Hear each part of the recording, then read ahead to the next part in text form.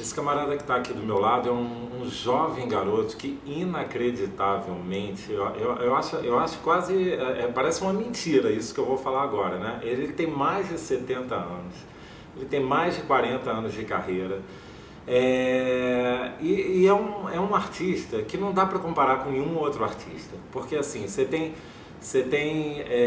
músicos de vários gêneros aqui no Brasil, mas você não tem ninguém que se compare à capacidade que esse rapaz tem de exprimir emoções, sensações e de passar isso para o seu público. Eu não sei, realmente eu não sei como definir esse camarada que está aqui, que eu tenho enorme orgulho de entrevistar aqui na casa dele, que é o Ney Matogrosso. Obrigado, viu? Nada. Ney, obrigado por você estar aqui perdendo seu tempo aqui com a gente. Perdendo nada. Ney, é óbvio, né, que você é um artista super transgressor, sempre foi, né? Aí eu fico me perguntando, quando você começou lá atrás, você já tinha essa intenção? Era a minha intenção. Era a minha intenção. Os Secos e Molhados me permitia isso. O que era os Secos e Molhados me permitia isso. Não era o que eles desejavam. Eles queriam que nós entrássemos todos com aquelas boinas do Che Guevara. Eu disse, eu não vou botar boina do Che Guevara porque eu não estou interessado nisso. Eu quero fazer o que eu quiser. Eu não sabia também o que eu queria fazer. Eu queria assim... Eu perguntei para eles, a primeira vez que a gente foi se apresentar, o que sobra para mim? Disseram, esse metro quadrado. Disse, então aqui eu vou fazer o que der na minha telha. Mas eu não tinha claro, eu sabia que eu não queria ser um crooner de uma banda, eu sabia que eu não queria repetir nada nem que eu já tivesse visto, eu queria fazer alguma coisa que fosse original. Eu vinha do teatro, onde eu tinha, por acaso, feito 3 peças musicais, onde eu tinha que cantar, dançar. Numa delas eu tinha que sair de cena 3 vezes e voltar caracterizado como outro personagem, então eu trouxe isso para a música. E você nessa sua incursão, né, na coisa das performances, tinha alguém que você se espelhava, ou não se espelhava, mas eu digo assim, alguém que você, caramba, isso aí tem muito a ver, eu acho que eu vou por essa... Não foi isso. A única pessoa que me despertou algum interesse foi Caetano Veloso na Tropicália. Né? Mas eu acredito que no momento em que eu vi Caetano Veloso na rua, lá em Brasília, que ele estava saindo para ir para um show, que ele estava inteiro de cor-de-rosa, da cabeça ao pé, estou falando de 1960 e pouco. Era uma loucura, né? O homem não botava cor-de-rosa nem numa viradinha assim de uma meia, não tinha isso. Ele estava inteiro, era um show da Ródia, que tinha ele, Gil, Rita Lee. E aí eu olhei para o Caetano, eu tinha enorme admiração por ele, mas eu não fui falar com ele. Eu fiquei olhando ele de longe assim e pensei cá comigo assim, se eu fosse artista eu queria ser alguma coisa assim. Eu não queria ser ele, eu queria provocar o impacto que ele tinha acabado de me provocar. Tem dado certo, né, Ney? Sim, porque isso é verdade para mim. Se não fosse verdade, não daria certo. Quando a gente assiste as suas apresentações, eu já vi tantas, né? Tantas que não dá nem para somar. É tão bacana, assim, como você instiga e ao mesmo tempo tem uma coisa, eu estou falando assim, como eu sinto, né? Apesar de toda aquela insinuação, né, do artista ali, eu vejo uma coisa meio ingênua. É como se tivesse uma cumplicidade, né, entre público e... É impressionante. Há essa cumplicidade. E você gosta dessa coisa, claro, né? Claro. Não, tanto que eu desço do palco, eu me deito numa escada e eles passam... Eu gosto disso. Sabe? Imagina, eu sou uma pessoa que sempre defendeu as liberdades, todas elas, de expressão, de manifestação, então seria muito incoerente da minha parte dizer não botem a mão em mim, sabe? Depois de tanta provocação. Depois de tanta provocação, né? E já passaram do limite? E tem coisas assim que... Já, mas não aqui no Brasil, por incrível que pareça, Jura? brasileiros fora do Brasil. É mesmo? Aí passaram do limite, eu achei ruim, reclamei e saí de perto. Tá certo. Ney, como é que você vê a situação da música hoje como tá? Porque, nossa, já tiveram tantas transformações, tantos modos de divulgar a música, de vender, né? Tá, você está falando produto. disso, não da música em si, né? Não, eu falo mais da questão mesmo mais burocrática, né? Da música chegar no público, não do trabalho artístico. Está cada vez mais difícil, porque não tem mais... A indústria fonográfica não existe mais, né? Aquilo que era, assim, talvez um terceiro ou quarto poder dentro do país, não existe mais, né? Porque eles eram extremamente poderosos e com muito dinheiro, né? Isso acabou. Então, eu vejo assim que há uma tendência a tudo ficar meio no varejo, assim, dentro da internet, né? Eu, como gosto de ver, quando eu vejo um CD, eu gostava mesmo era do LP, porque permitia, o espaço era maior, permitia você ficar mais criativo, né? Mas eu, quando compro um CD, eu gosto de ler a letra, eu gosto de ver as fotos, então eu continuo fazendo, assim, como se fosse milhões de pessoas fossem comprar, entendeu? Aquele mesmo prazer. Aquele né? mesmo prazer, com o mesmo zelo pelo resultado, pelo que vai chegar na mão das pessoas, né? Mas eu sei que isso é uma coisa que está com os dias contados, né? É uma pena. É uma pena, porque é uma informação muito interessante, né? Que acompanha o som, né? É verdade. Outra coisa que as pessoas falam muito também, a gente ainda falando assim desse processo, né, do trabalho chegar no público, as pessoas falam muito assim, tem um momento que é só axé, assim como o rock já teve o seu momento, aí agora é o pagode, depois é o funk. Você sente isso, Ney? Olha, eu sinto que há uma tendência de se fazer isso, mas eu não me deixo levar por isso. Sabe por que eu pergunto isso? Porque outro dia eu estava lendo um negócio que eu achei interessante, que diz assim, então tá, agora só se ouve Anitta, Valesca Popozuda e tal. Antigamente era só Chitãozinho, Chororó, Zezé de Camargo, não sei o quê. Mas assim, graças a Deus, né? Por exemplo, no seu caso, todos os shows, e eu assisti apresentações recentes sua, no Circo Voador, no Vivo Rio, assisti Caetano, como Roberto, todos lotados. Todos lotados. Então, eu fico pensando assim, será que é uma coisa mais de rádio ou de TV? Eu acho porque que é. Eu acho que quem quer busca. Eu acho que é uma questão disso sim, porque olha, esse mês agora completa 3 anos que eu estou fazendo Atento aos Sinais, completamente lotado por onde eu passo ainda. Quer dizer, então eu não vejo essa dificuldade, pelo menos com relação a mim, eu não sei com relação a outras pessoas, mas com relação ao meu trabalho, eu não vejo esse obstáculo, eu não vejo essa... Eu sempre tive um público muito fiel, assim, sabe? Desde o começo, eu acho que desde o momento que entenderam qual era a minha trip, que realmente a minha história é essa, contra a liberdade, contra todas as liberdades. Então eu quando subo no palco, eu estou fazendo um manifesto artístico de liberdade mesmo, de expressão, né? Porque se eu fosse pensar no mundo que a gente vive agora, eu já não estaria mais, se eu estivesse preocupado com isso, eu não faria mais o que eu faço, né?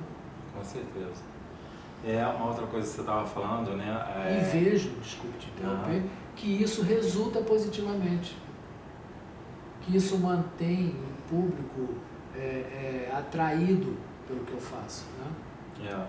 Eu realmente sou suspeito para falar de você, porque a única coisa que eu quero falar agora, que eu acho que cabe muito nisso que você falou, é o seguinte, é que eu acho que dentro daquilo que você propõe, e sempre foi assim, você é o único. É o único. Entendeu? Eu estou falando isso não é porque estou aqui do seu lado, eu sempre tive esse pensamento. Entendeu?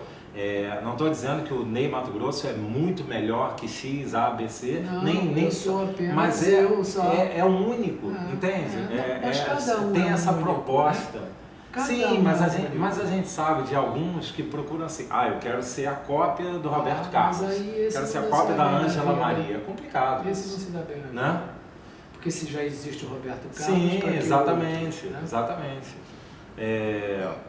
Você estava falando da questão que você viu o Caetano passeando, você falou assim, gente, é o máximo, eu quero provocar exatamente isso que ele provoca, né? Mais ou menos esse tipo de situação. Que ele provocou em mim. Sim. Né? Não, em muitos, com certeza, porque naquela época. Pois é. Mas eu não sei que tipo de que maneira isso batia em outras pessoas. Em mim bateu dessa forma. Foi uma coisa assim, de choque e altamente estimulante, sabe? Uhum. Porra, então pode. Apesar da ditadura, pode, sabe? Mas essa sensação que você tinha, né, de colocar para fora, de eu vou usar o que eu quero, vou dançar como eu quero, vou pintar a cara se eu quiser, você acha que essa vontade mesmo de exorcizar isso é por conta do seu pai, de ter tido um pai mais linha dura? Não foi contra o meu pai.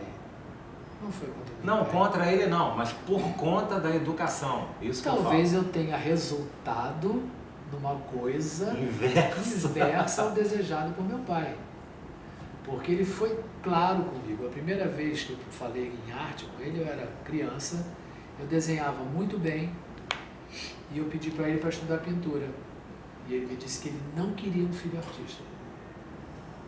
Só que, quer dizer, eu era já adolescente. Eu me lembro que então no colégio eu fazia teatro escondido dele, fazia tudo escondido. Tinha um parque de diversões perto da casa que a gente morava, que tinha um programa de calouros aos domingos. Eu ia lá e cantava, sem ele saber. Chegava em casa quietinho, sem falar nada. Sem ele saber. Feliz da vida radiante. Caramba. E ele chegou a assistir a apresentação do... Assistir do Secos e Molhados, não. Não. Eu fui assistir meu primeiro solo. Solo. E a repercussão... E dali pra frente ele assistiu todos, enquanto esteve vivo. Quando teve a repercussão dos Secos e Molhados, como é que foi para ele? Olha, ele ficou muito chocado. Ele ficou muito chocado, porque quando ele me viu a primeira vez, na televisão, eu estava pintado daquele jeito, dançando daquele jeito. Já com penas? Sim, já com penas. E tinha uma calça, que era uma calça feita calça de odalisca, que tinha um elástico aqui, com muito pano. Então, quando eu estava com a perna fechada, parecia que eu estava com uma saia. E ele achou que eu estava com uma saia. E na cabeça dele, assim, pintado, se requebrando de saia... Se travestiu. Né? Então, ele, no primeiro momento, ele refugou feio, né? Mas eu era maior de idade, eu já tinha saído de casa aos 17 anos, fui viver minha vida independente, Rio, né? Sabe? Nunca pedi um centavo a ele, porque ele me disse assim, se você sair de casa, eu nunca vou te ajudar. Eu disse, eu não quero nada teu, pai, eu quero viver minha vida. Então, muitas vezes, ele me ofereceu dinheiro e eu nunca aceitei. Mesmo precisando? Mesmo precisando. Eu nunca aceitei. Corajoso, né? Nunca aceitei um centavo. Porque você estava literalmente fora de casa, né? Sim. Você saiu de lá. Sim, e teve momentos muito difíceis da minha vida, assim, né? Mas por opção minha, não por coitadinho. Eu nunca fui coitadinho. Eu optei por uma vida à margem da sociedade, porque eu discordava dela. Eu achava a sociedade organizada hipócrita. E eu não concordava com aquilo e eu não queria ser cooptado por ela, entendeu? Então eu fui viver uma vida à margem. Eu virei um hippie, fui viver do artesanato que eu fazia. E dentro dessa opção, né, alguns momentos eu tinha dinheiro, outros eu não tinha, mas isso era uma condição inerente a estar livre no mundo, vivendo às minhas custas. Quer dizer, de um modo geral, você tinha satisfação. Sim, não? De um modo geral, não. Eu tinha satisfação, embora percalços, né? Imagina. Você estava falando da sociedade, né? Se a gente parar para pensar, talvez não tenha mudado tanto. Né? Eu acho que está mais careta. Mais careta? Eu acho que regrediu. Nos anos 70 houve assim uma expansão do pensamento, das possibilidades, e agora está mais para trás. Eu acho que, claro, obviamente a AIDS foi um detonador desse pensamento mais conservador. Né? Sim. Por exemplo, falando em relação à homossexualidade, né, que a gente sabe que o preconceito é muito grande. Você acha que em relação a esse tema, hoje não está mais aberto? Eu falo assim, porque, por exemplo, nos anos 70 você não tinha parada gay fechando a Avenida Atlântica. Mas existia uma liberdade de você expressar-se, né? Não, eu entendo o que você está me perguntando. Existe isso, mas por outro lado, existe essa coisa que existe a opinião. Todo mundo opina sobre tudo, não é isso? Então, eu acredito que há sim um avanço nesse sentido das liberdades sexuais e há um avanço no sentido extremo oposto, que é o do conservadorismo, que também se manifesta, que a gente está vendo aí na política brasileira. Né? Não vamos esquecer que a igreja evangélica está dentro do Congresso brasileiro. Né? Não, mas não tenho nada contra nenhuma religião, eu acho que cada um, mas eu acho que não pode misturar religião e política. Sim, com certeza. Né? Porque o país é laico. Claro. Pela Constituição dele é um país laico. Exatamente. Não tem que se submeter a nenhuma religião. Né? Com certeza. Se não atende a uns e outros não, sim, né? Sim, claro. É complicado. E você é de levantar a bandeira? Por exemplo, nesse aspecto da homossexualidade, você já participou de parada? Eu não sou de parada, eu já sou a parada. Adorei. Eu não tenho que ir à parada porque eu fico imaginando assim, com um nome que você tem, que inegavelmente é um nome de peso, muito peso, claro que você recebe muitos convites, né? Para eventos dessa natureza, para representar, para chegar lá, botar o nome, Ney Mato Grosso. Mas não, eu não, porque não é o meu único interesse na vida, não é esse. Sabe, eu tenho outras coisas que me interessam. A situação do negro no nosso país não está resolvida até hoje. A situação dos índios está pior. Índios estão sendo assassinados nesse momento no Brasil. No meu estado, que eu nasci, se assassinam índios até hoje. Então, quer dizer, seria muito cômodo para o sistema que eu fosse um estandarte gay apenas. É um estandarte gay, ponto. Né? Então, mas eu não me submeto a isso, porque eu tenho outras preocupações e eu quero ter o direito de me expressar sobre todas as coisas que me incomodam. E as coisas que me satisfazem também. Mas nesse caso especificamente, você acha que se você ficasse à frente ou acompanhasse, não vou dizer ficar à frente porque fica muito forte, mas assim, se você acompanhasse e participasse de alguma forma, vocês acham que iam te taxar como, ele defende o movimento gay e ponto? É isso? Eu acho que o sistema... Ou você não pensa que poderia ser uma causa a mais? Compreende? É uma causa a mais. Mas se eu for para a frente da parada, o sistema te coloca é muito fácil para o sistema me resumir a isso. E eu não quero ser resumido a nada. Eu quero ter liberdade de caminhar para todos os lados, defender todas as causas que me incomodem, mas tudo com clareza. Eu nunca me escondi, eu nunca fiz média, eu nunca vivi escondido. Eu odiaria viver submetido a isso, sabe? Escondido, levando uma vida oculta para satisfazer a sociedade. Imagina, seria um sofrimento para mim viver assim. E te digo mais,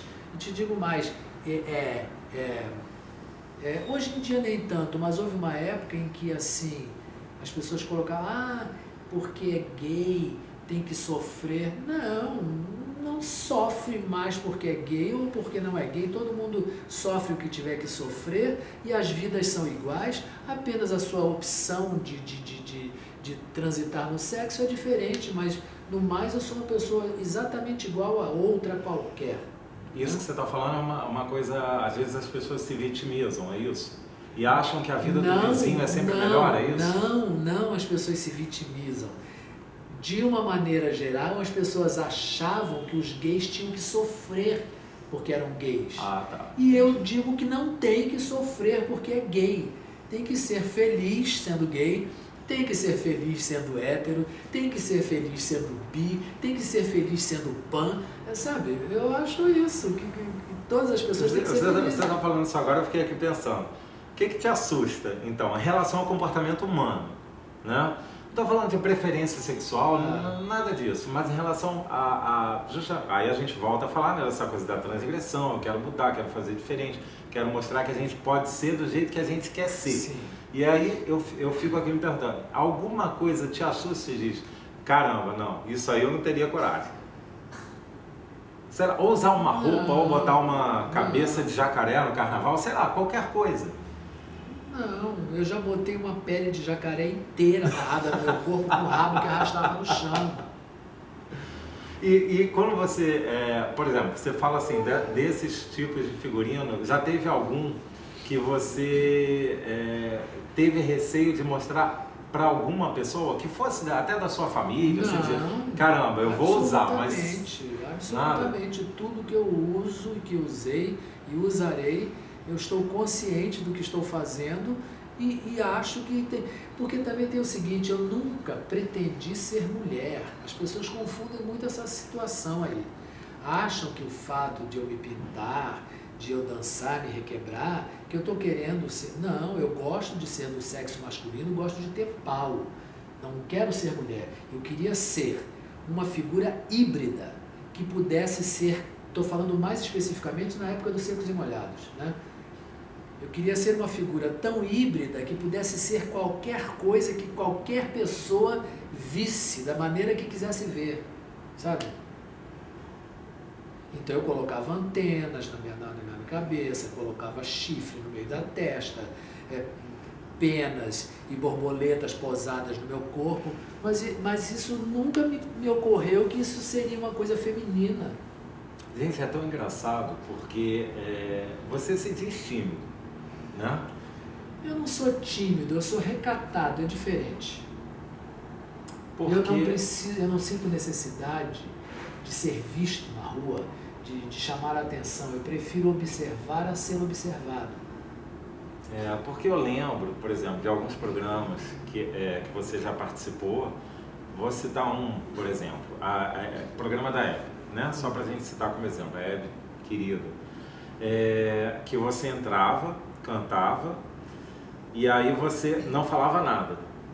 Você saía, ia pro camarim, depois você voltava, aí sim, você sentava, dava entrevista, como a gente está fazendo aqui agora. Porque eu não dou entrevista com figurino. Não, sim, mas não é nem isso que eu ia dizer. Mas aí quando você voltava, você vinha assim, tão contido, que eu disse, gente, não é o mesmo. Eu tava esse mas aqui. assim, tímido, quietinho.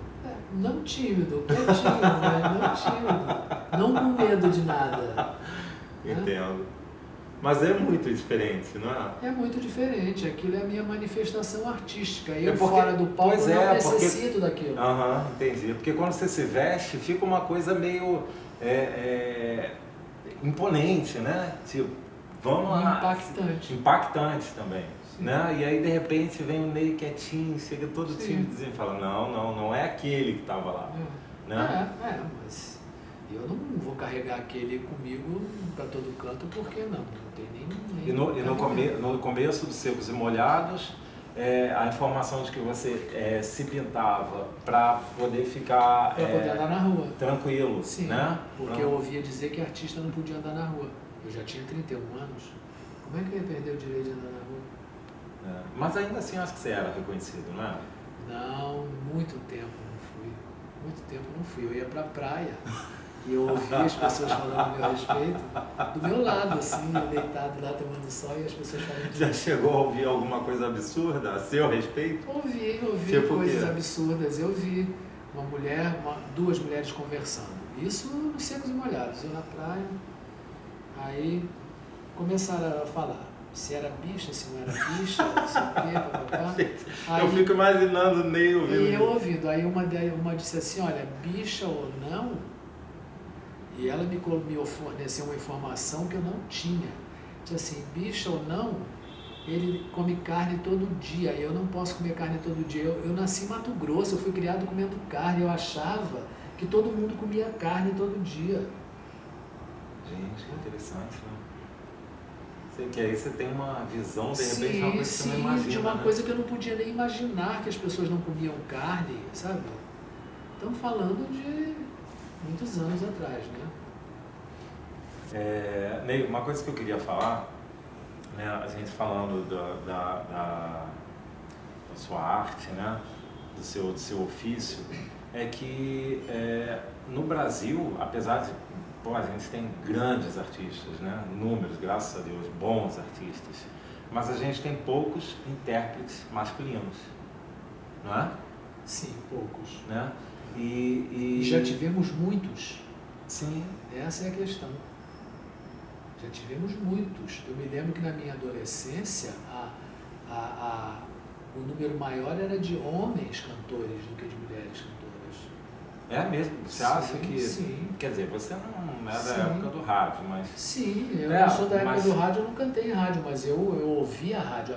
Mas nessa época do rádio, você acha que predominavam os homens? Tinha muitos homens cantores.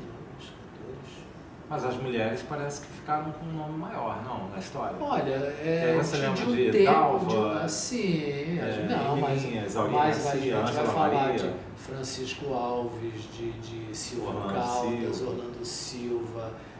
Tinha um naipe de cantores homens muito grande também. Jorge Goulart. Não vou me lembrar de todos. Claro. Miltinho. Por que você acha que esse time não se renovou? Não vem se renovando com tanta intensidade? Porque subitamente... Porque você conta nos dedos. Emílio Santiago, Ney Mato Grosso. Quer dizer, o Emílio a gente já não tem mais. Né? E aí, Ney Mato Grosso, Agnaldo Timóteo, poucos. Mas é porque na década de 70 para cá, subitamente vieram assim, levas de cantoras. Apareciam 10, 12 de uma vez só. Foi daí que veio esse jargão que diz, o Brasil é o país das cantoras? Sim, já dizendo que já tinha tido a grande Dalva de Oliveira, que foi a precursora disso tudo, né? Porque Ângela Maria, que foi a grande cantora também, veio na cola de Dalva de Oliveira. Elis Regina, outra grande cantora, veio na cola de Ângela Maria, que vinha na cola de Dalva de Oliveira. Portanto, a referência era Dalva de Oliveira, foi Dalva de Oliveira. A gente falando desses artistas antigos, você estava dizendo que quando você veio para o Rio, teve altos e baixos, né? Situações mais complicadas que você passou. Teve algum artista que te pegou pelo braço e falou assim, não, vamos que a coisa vai para frente? Não existe. Não, porque eu nunca tentei nada disso. Eu virei cantora assim, eu fui puxado para ser. Quem me botou nessa história foi a Luli, da Luli Lucina, compositora do Vira, compositora do Fala, compositora de muitas músicas que eu cantei, do Bandoleiro, de muitas coisas que eu cantei. Ela tinha visto você no teatro? Não, eu era amigo da Luli, ela tinha uma casa em Santa Teresa, e na casa dela eu fazia o meu artesanato, porque eu fazia mexer com colas, com vernizes, e eu fazia no quintal da casa dela, porque eu podia sujar o chão. Era chão de terra. Então eu podia fazer e sujar. E ela dava aula de violão, quando faltava algum aluno, ela me pegava e me botava para cantar. Então só ela sabia que eu cantava.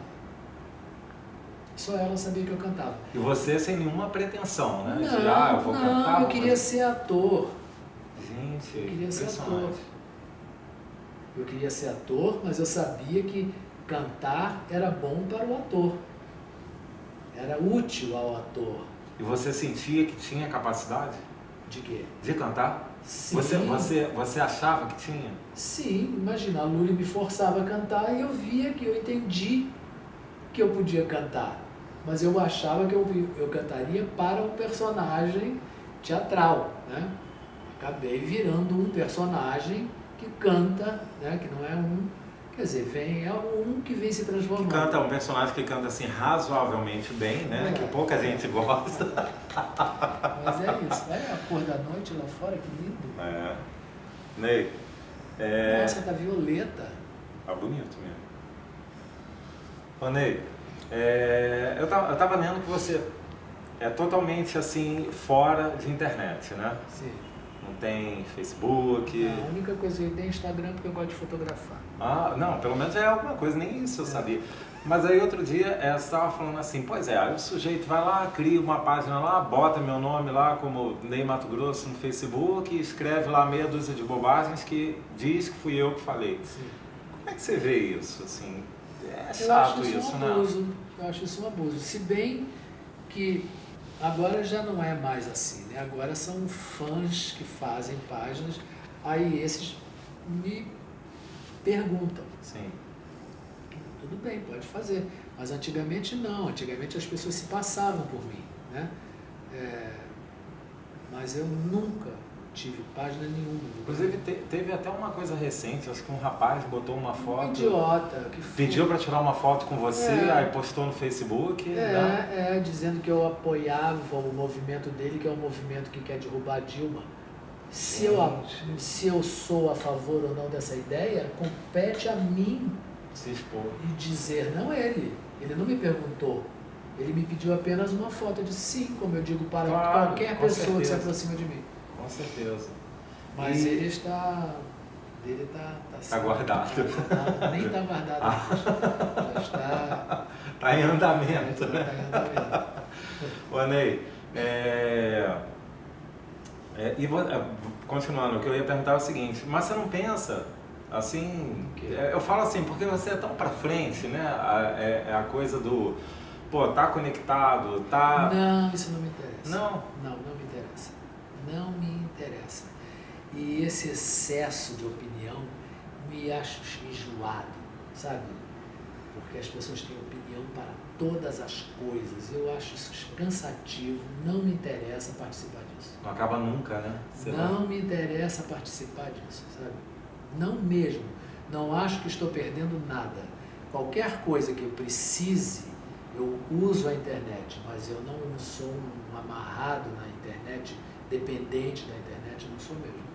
Então agora você vai matar a nossa curiosidade. Aí quando você entra no computador, você vê o quê? Não, às vezes eu procuro determinados assuntos, determinadas pessoas, determinadas pessoas que eu ouvi falar ou que li a respeito, eu vou lá procurar me informar mais a respeito. Mas é uma coisa muito restrita, assim, muito, sabe? Isso é bastante caseiro, né, Ney? Sou. O último que eu entrei, assim, que me interessava foi o Nikola Tesla. Sabe quem foi? Nikola Tesla? Não, honestamente não. Ele era um cientista, uma pessoa que idealizava e chegou a organizar uma coisa que era assim, energia elétrica para o planeta Terra de graça. Tá? Ele foi boicotado, foi internado como louco, e a energia para a guerra que ele propunha não era energia atômica, era um raio de luz que era capaz de fazer explodir um laser, né, na verdade. Era isso que era a proposta dele, que era uma coisa que não era energia, porque energia nuclear é uma desgraça para a humanidade e para o planeta Terra. Né?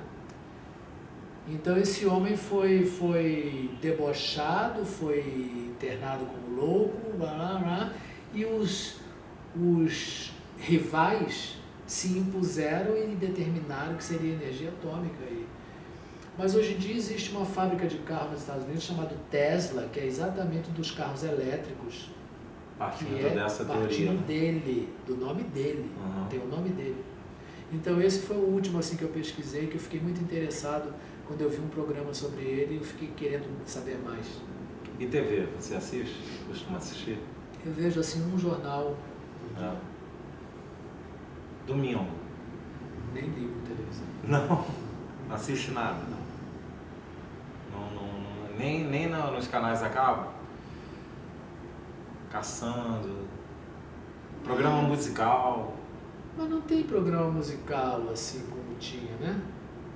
Tem assim no canal Bis, né? Tem alguma coisa de música. Eu fico procurando, mas no domingo não é um dia que eu vejo muito televisão, não. Eu estava falando há minutos atrás sobre a coisa do determinado momento, os meios de comunicação, rádio, TV principalmente, né? tocam muito axé, como agora é muito funk e tal. E teve uma época que a MPB era muito, muito presente, né? Sim. Acho que nas rádios ainda mas era mais presente na TV do que hoje. Tínhamos Chacrinha, enfim, né? Chacrinha, todo mundo. Sim. E eu fico pensando, e você vem passando por essas fases, né, Ney? Você, como artista, você tem alguma época que você diz assim, caramba, nessa época era muito bacana, era legal, assim, tinha um valor bacana. Não, mas não estou falando do meu valor, estou falando assim, dos anos 70 a gente tinha essa expansão da música popular brasileira, né? Mas eu sou uma pessoa que vive o presente, eu não vivo atado ao passado, não sou aquele saudosista, não, eu não tenho isso. Quais são as regras atualmente? São essas? Tá, tudo bem, eu vou continuar aqui na minha, tá? Vocês fiquem aí fazendo o que vocês querem fazer, cada um, e eu vou fazer o que eu quero fazer. Não me submeto a modismo musical, sabe? E agora, eu não tenho nada contra funk, eu acho funk um ritmo delicioso, sabe? Eu não tenho nada contra. Acho, assim, uma certa restrição às letras, né? Mas como estímulo de rítmico é muito bom, muito bom, muito bom. E a música brasileira é muito rica, né? Ela é muito variada. Eu acho que ela vai tocar. Você falou agora do funk. Agora eu vou dar uma espetada. Se os amigos chamarem você, pô, Ney, vamos no show da Anitta. Olha, eu nunca fui, mas talvez eu fosse. Eu posso falar, já fui e dancei muito. Pois é. Qualquer dia eu vou carregar esse rapaz aqui comigo. Se a proposta é essa, por que não? Se eu tiver a fim de dançar. Bacana. Mas, por exemplo, assim, eu não sou de boate. Eu não sou da noite.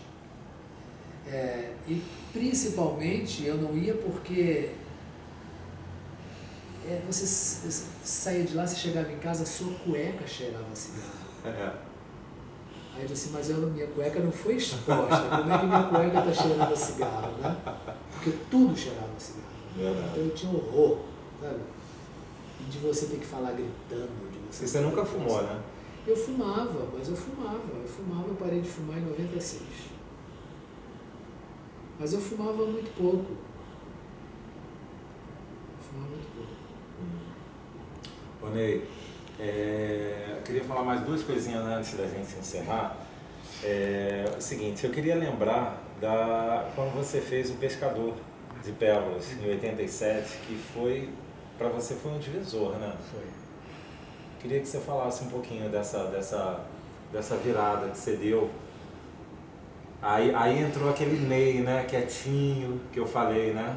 Terninho branco no palco. Mas ali era o seguinte, olha, eu lia nos jornais o seguinte, eu cheguei a ler, não sei te dizer aonde, que eu fazia sucesso porque eu ficava nu, que eu fazia sucesso porque eu mostrava a bunda. Aí teve um momento que eu disse assim, será que é isso mesmo? Aí eu tinha um show pronto, eu estava ensaiando, eu tinha lançado um disco chamado Bugre, que era pop, era dançante, assim eu já estava ensaiando o show, eu estava com banda contratada, já ensaiando, já estavam os cenários sendo feitos, os figurinos sendo feitos. Você deu para trás. E eu não estava satisfeito, eu disse, mas eu vou repetir, sabe, eu vou fazer direito, mas eu vou estar repetindo uma coisa que eu sei fazer. Não é isso que eu quero. Paguei todo mundo, liberei todo mundo, isso, e eu me senti no máximo por ter tido coragem de parar uma coisa no meio do caminho, porque eu não estava acreditando naquilo, né? Aí o jornal disse assim, ele está péssimo na cabeça, tanto que parou tudo. Você se sentiu desafiado. Eu me sentindo ótimo por ter tido, né, coragem de assumir a minha verdade, né? Aí tá, tudo bem, aí fiquei em casa, aí um dia recebi uma proposta para fazer um projeto chamado Luz do Solo, que seria eu e o Arthur Moreira Lima, né? Só que quando nós nos juntamos, eu e o Arthur, decidimos que íamos abrir para outros músicos. Foi quando eu conheci o Rafael Rabelo, foi quando veio o Paulo Moura e quando veio o Chacal já tocava comigo. A primeira apresentação que você fez do Pescador foi no Carlos Gomes. Não, no Golden Room do Copacabana Palace. Gente, eu achava que tinha assistido a estreia. Porque não, você deve ter eu assistido. fui no Carlos Gomes. Sim, porque depois nós fizemos 3 dias no Golden Room do Copacabana Palace e decidimos aumentar e fazer uma coisa mesmo para entrar em cartaz e viajar, porque foi muito sucesso. Os 3 dias no Golden Room do Copacabana Palace foi um enorme sucesso e o Pescador de Pérolas foi um enorme sucesso. Muita gente se afastou, porque disse que eu tinha virado xarope, e outras se aproximaram. Né? Uhum. E tá tudo certo, e era aquilo mesmo que eu tinha que fazer, e foi o que eu fiz. E eu posso fazer uma inconfidência aqui? Nessa apresentação, você falou isso, eu me lembrei. Eu lembro que eu estava num grupo e uma das pessoas era uma tia minha. E ela falou assim, gente, eu não acredito, ele não está rebolando, ele não As tá... pessoas pediam. Falei, mas... Elas pediam na plateia e eu não dançava. Aí eu falei, gente, mas eu achei tão bonito. Ô, Ney, no agora... máximo no Bessa Memute eu mexia assim o ombro. Nossa, já era uma sensação. agora vai. Ô, Ney, o que a gente pode esperar agora do Ney? Como é que tá o Ney? Você falou que está ainda com Atento aos Sinais, né? Atento aos Sinais. Quando acabar Atento aos Sinais, que eu não sei a data, não tenho uma previsão de quando vai acabar, eu vou parar. Eu estou há 43 anos trabalhando sem parar. Sem parar mesmo? Sem parar. Nunca tirei férias. Sem parar. Mentira, houve ano que eu fiz 2 shows ao mesmo tempo. Revezavam as bandas, revezava a equipe e eu era o mesmo. Gente, não acredito. Para, Ney, você nunca fez uma viagenzinha. Vou ficar 15 dias... Mas você acha que isso é férias? Eu quero ficar agora 6 meses. Olha só. Eu vou ficar parado 6 meses. Certo. E aí depois eu vou ver o que vai rolar. Com certeza é coisa boa. Desse cara aqui, meu Deus do céu, qualquer coisa pequena fica enorme. Não é não? Vamos ver o que Ney, será. obrigado, viu? Pô, 1000 vezes obrigado mesmo. Obrigado. Como eu estou feliz, viu? Estar aqui com você. Obrigado, gente. Até a próxima.